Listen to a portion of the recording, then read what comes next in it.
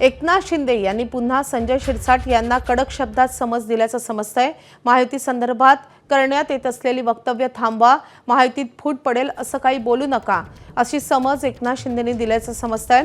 आपल्या तिन्ही मित्रपक्षांना एकत्र घेऊन सरकार चालवायचं आहे, त्यामुळे पुन्हा अशी वक्तव्य करू नका अशी समज एकनाथ शिंदेंनी दिली आहे। एकनाथ शिंदे यांनी फोन करून शिरसाट यांना समज दिल्याचं समजतंय। तर राष्ट्रवादीकडून शिवसेनेकडे एकनाथ शिंदेंकडे शिरसाट यांची तक्रार करण्यात आलेली होती।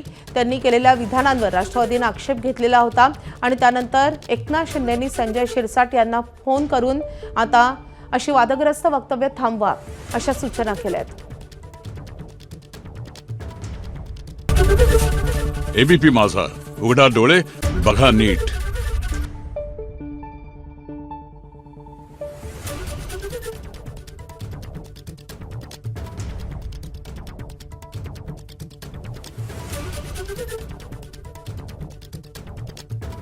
Thank you.